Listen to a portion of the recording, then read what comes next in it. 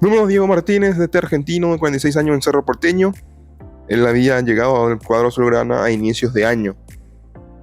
En el ámbito del torneo de apertura 2025, tiene 12 partidos dirigidos, 5 victorias, 3 empates, 4 derrotas, goles a favor, 14 goles y 11 goles en contra, una diferencia de gol de +3. Y en el Libertadores tiene 5 partidos dirigidos y 5 partidos ganados.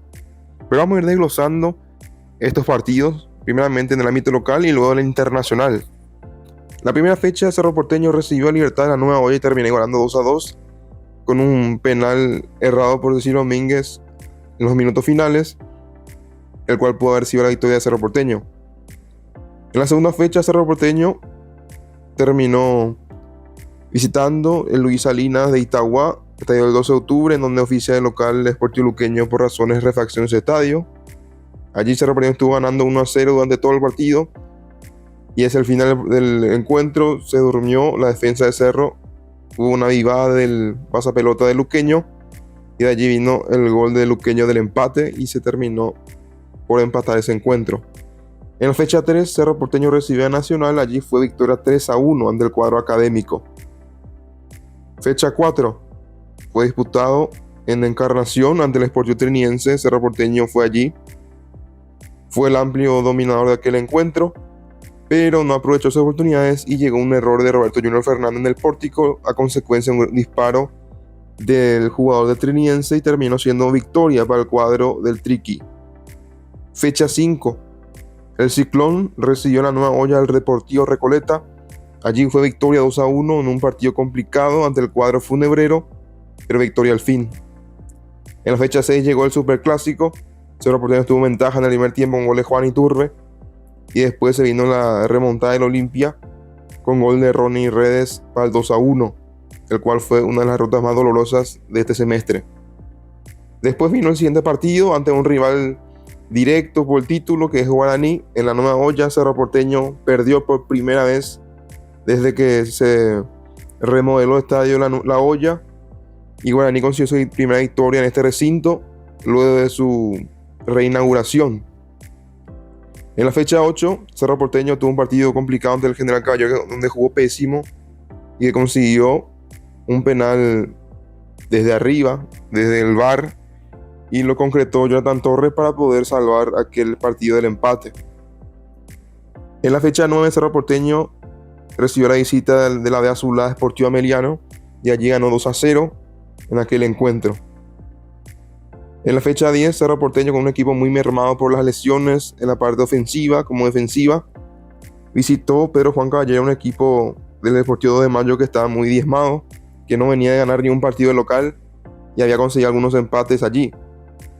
Y allí Cerro Porteño empezó el partido ganándolo, y el Deportivo de Mayo terminó empatándolo después, y estuvo cerca de ganarlo, incluso de no ser porque Alexis Martín Arias no hubiera tapado aquel penal. En la fecha número 11, Cerro Porteño recibió a Temetare y ganó por la mínima con gol de Federico El Pachi Carrizo. Y en esta fecha 12, un partido clave por el tema de las aspiraciones a ganar el título, Cerro Porteño visitó La Huerta para jugar ante Libertad y perdió ante Libertad, y con ello la diferencia entre Cerro Porteño y Libertad en cuanto al puntaje es de 12 puntos. Libertad tiene 30 ahora y Cerro Porteño quedó con 18. Pasemos a las Copas Libertadores. Cerro Porteño tuvo su primer partido internacional de 2025 ante el Monagas en Venezuela, el cual fue 4-0 de manera categórica en el país venezolano. Después, en la Nueva Olla, Cerro Porteño inició perdiendo ante el Monagas y después terminó remontando el partido y ganando 3-1. Y así avanzó a la siguiente fase, en la fase 3, en donde debería enfrentar al Melgar de Perú. El primer partido fue en Arequipa. Cerro Porteño ganó 1-0, en donde falló un penal nuevamente Cecilio Domínguez, que pudiera haber sido el segundo.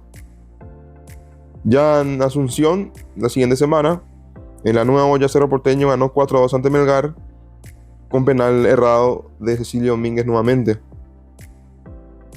Vamos ya al partido por fase de grupos, que fue la semana pasada ante el Bolívar, en donde Cerro empezó perdiendo con gol de Ramiro Vaca y terminó ganando por remontada incluida 4-2, con otro golazo de Ramiro Vaca para el descuento.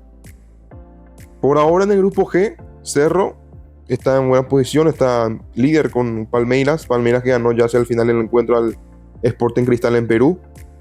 Palmeiras es el siguiente rival a enfrentar a Cerro Porteño, una visita complicada al Allianz Parque a las 21:30 horas, este miércoles que viene.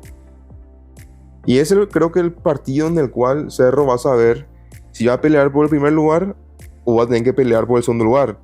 Diego Martínez sabe que su continuidad en la dirección técnica depende de eso, porque en cuanto al campeonato local ya está más que complicado salir campeón, porque ver la Libertad sucumbir y perder más de 12 puntos en lo que falta del torneo parece algo inviable, debido a que Libertad mantuvo el plantel y tiene solo un refuerzo, Tomás Gutiérrez, el venezolano, y Libertad aún no ha perdido ni un solo partido.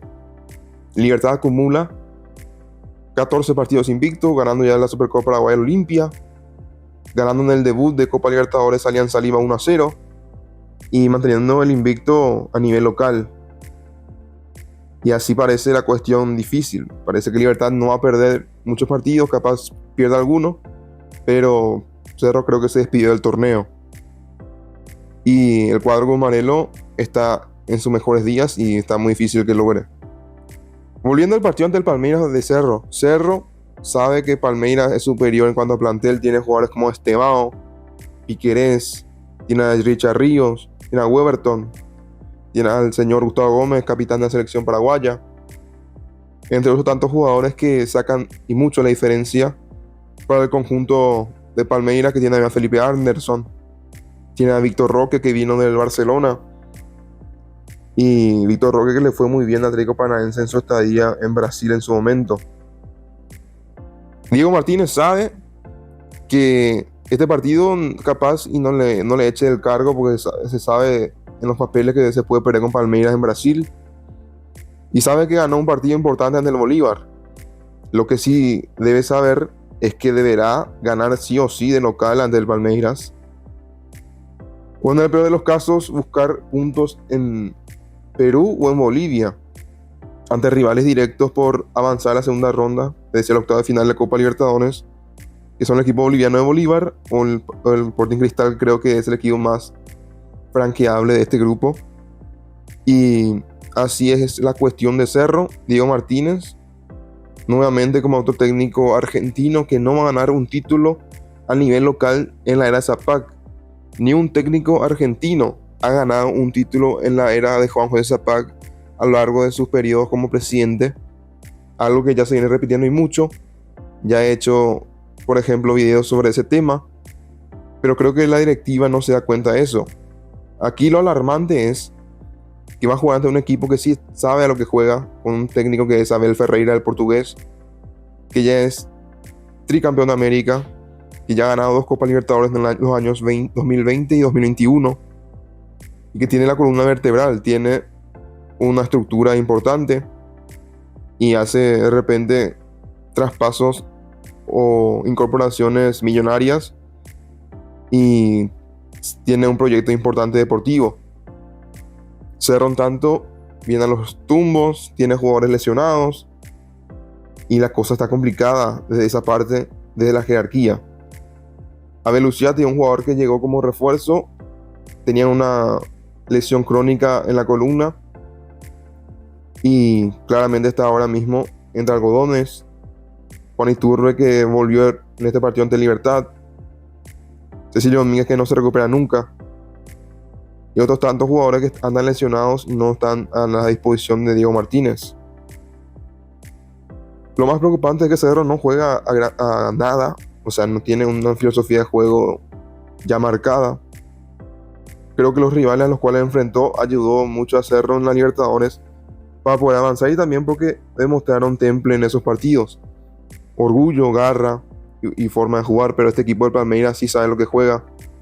Tiene al jugador Richard Ríos en el mediocampo, que maneja los tiempos, es un jugador que es muy inteligente en el espacio reducido, tiene esa capacidad de filtrar balones y no le quema ni un poco la pelota.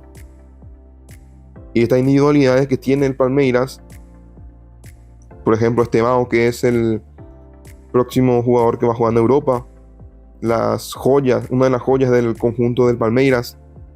Puede ser clave para este partido. Y Cerro, cuando le tuvo que defender ante el Bolívar, ha sido una lágrima hasta que esa línea de 5 desapareció y volvió a la línea de 4.